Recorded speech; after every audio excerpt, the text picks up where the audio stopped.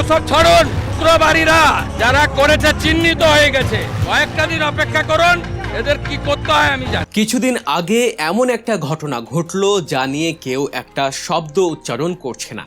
একটা বামপন্থী ছাত্র সংগঠন রাস্তায় নামলো প্রতিবাদে।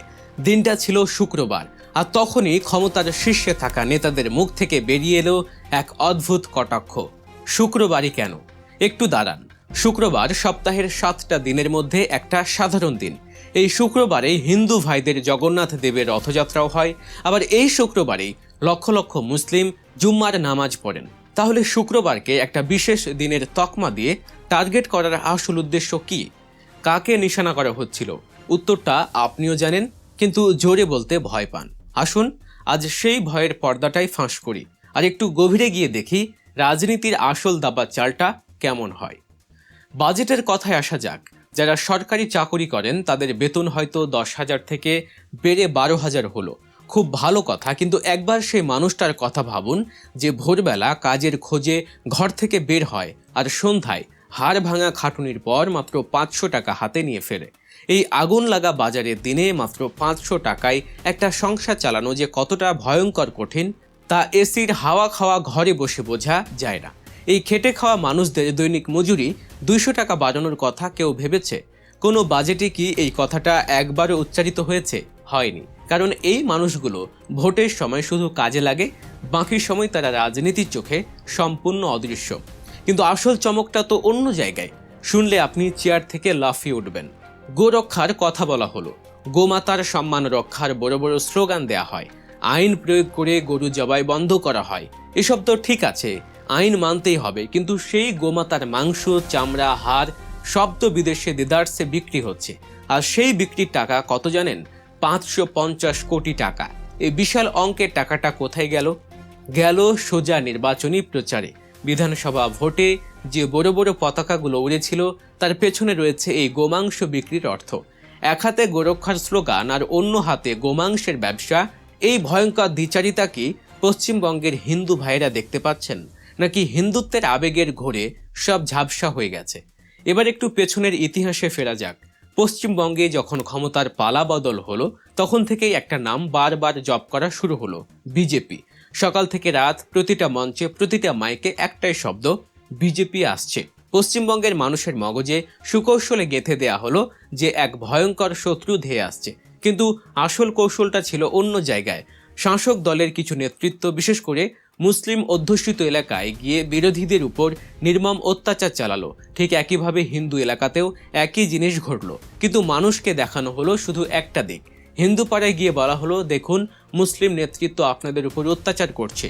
কিন্তু মুসলিম এলাকায় চলা অত্যাচারটা সুকৌশলে চাপা দেয়া হলো, কারণ হিন্দু বনাম মুসলিম এই বিভাজনের খেলাটাই তো আসল রাজনৈতিক ব্রহ্মাস্ত্র। এই বিভাজন ছাড়া ওরা ক্ষমতায় টিকবে কি করে? কিন্তু আসল সত্যিটা কি এখানেই শেষ? মোটেও না। অভয়া কাণ্ডের কথা মনে আছে? সেই ভয়াবহ ঘটনা, যাতে গোটা বাংলা ক্ষোভে কেঁপে উঠেছিল। সবাই মিলে রাস্তায় নেমেছিল শুধু একটু বিচারের আশায়। আর সেই আবেগ, সেই সেন্টিমেন্টকে কিভাবে ব্যবহার করা হলো? অভয়ার মাকে প্রার্থী করা হলো, মানুষ ভালোবাসায়, সহানুভূতিতে তাকে ভোট দিয়ে জিতিয়ে বিধায়ক বানালো। কিন্তু তারপর আজ পর্যন্ত সেই মেয়ের বিচার হয়নি। যে মা নিজের সন্তানের ন্যায় বিচার পেলেন না, তিনি কিভাবে অন্যের বিচার করবেন? এটা কি রাজনৈতিক পরিবর্তন ছিল, নাকি সাধারণ মানুষের আবেগ নিয়ে আরেকটা নিষ্ঠুর প্রতারণা? এদিকে বারুইপুরে নতুন করে আবার এক নির্মম ধর্ষণের ঘটনা ঘটল। আগের সরকার ধর্ষণের ক্ষতিপূরণের একটা রেট বেঁধে দিয়েছিল। নতুন সরকার এসে সেই রেটটা শুধু একটু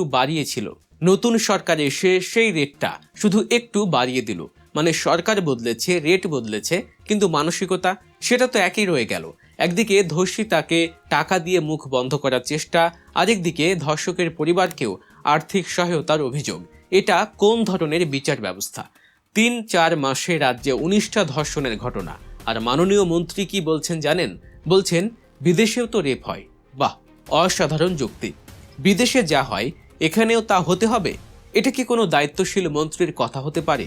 আমার মায়েরা, বোনেরা রাত 10টায় একা রাস্তায় নিরাপদে হাঁটতে পারবে কিনা সেই নিশ্চয়তা কে দেবে?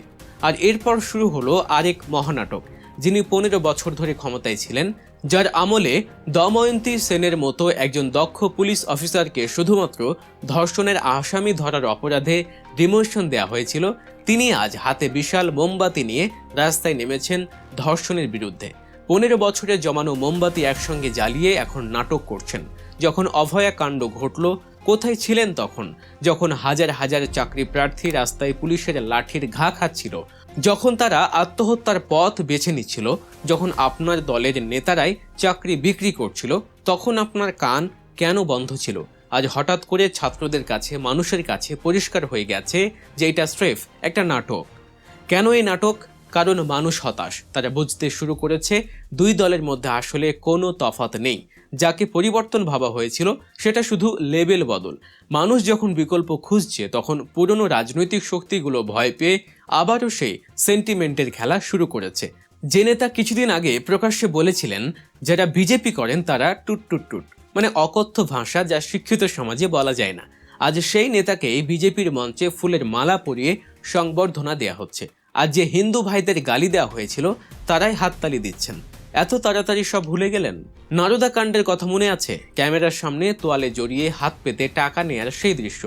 আজ সেই দুর্নীতিগ্রস্ত মানুষগুলোই বিজেপির ওয়াশিং মেশিনে ঢুকে ধোয়া তুলসী পাতা হয়ে গেছেন। 34 বছরের বাম ফ্রন্টের ফাইল খোলা হবে, 15 বছরের তৃণমূলের ফাইল খোলা হবে, কিন্তু নারদার ফাইল সেটা বন্ধই থাকবে। কারণ তদন্ত করতে গেলে তো নিজেদের ফাইল খুলতে হবে, আর সেটা খুললেই নিজেদেরই বিপদ। সামনে পঞ্চায়েত নির্বাচন। তৃণমূলের অত্যাচারীরা এখন বিভিন্ন দলে ঢুকে পড়েছে, কেউ বিজেপিতে, কেউ কংগ্রেসে।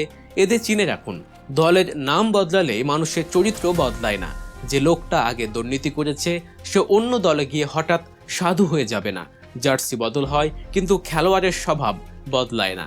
সবশেষে একটা কথা খুব বলা জরুরি, যা অনেকেই এড়িয়ে যান। রাজনীতিতে ধর্মের কোনো জায়গা নেই।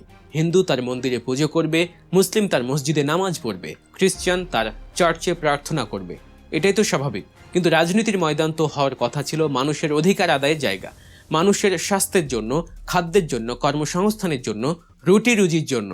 সেখানে কে হিন্দু, কে মুসলিম, কে তফসিলি, এসব প্রশ্ন অবাস্তব। আমাদের একটাই পরিচয়, আমরা মানুষ, আর ভারতবর্ষ একটা ধর্মনিরপেক্ষ দেশ। এই সংবিধানটাই আপনাদের রক্ষা কবচ। যারা এটা ভুলে যাচ্ছেন তাদের মনে রাখা উচিত, ইতিহাস বারবার প্রমাণ করেছে ধর্মকে রাজনীতির হাতিয়ার বানিয়ে কেউ বেশি দিন টিকতে পারেনি। ছাত্র আন্দোলনের কথাই ধরুন, নিট পরীক্ষার প্রশ্নপত্র ফাঁস নিয়ে যখন ছাত্ররা রাস্তায় নামলো, কত অত্যাচার হলো, পুলিশ দিয়ে পেটানো হলো, ছাত্রীদের সাথে যা করা হলো তা বলতেও লজ্জা লাগে। কিন্তু তারা দমে যায়নি। ফলাফল, শিক্ষামন্ত্রীকে ইস্তফা দিতে হলো, প্রধানমন্ত্রীকে রাতের বেলা মাথা নিচু করে ভিডিও বার্তা দিতে হলো, 56 ইঞ্চির ছাতি মাথা নত করলো। কেন? কারণ গণতান্ত্রিক ছাত্র আন্দোলনের শক্তির কাছে কোনো ক্ষমতাই চিরস্থায়ী নয়। বাংলা রাজনীতিতে আসলে কি চলছে? ধর্মের নামে ভাগ করা হচ্ছে, আবেগের নামে খেলা হচ্ছে, আর ক্ষমতার নামে চলছে অবাধে লুটপাট। দুই দলের মধ্যে পার্থক্য খুঁজতে গেলে এখন মাইক্রোস্কোপ লাগবে। বাংলার মানুষ কি এবার সত্যি এই খেলাটা বুঝতে পেরেছে, নাকি আবারও নতুন কোনো আবেগের ফাঁদে পা দিয়ে একই ভুলের পুনরাবৃত্তি করবে? আপনাদের কি মনে হয়? কমেন্ট বক্সে অবশ্যই আপনার মতামত জানান। রাজনীতির এমন সব মুখোশ খুলে দেয়া বিশ্লেষণধর্মী ভিডিও পেতে সাবস্ক্রাইব করুন আপডেট গল্প নিউজ। দেখা হচ্ছে পরবর্তী ভিডিওতে। ভালো থাকবেন, সুস্থ থাকবেন।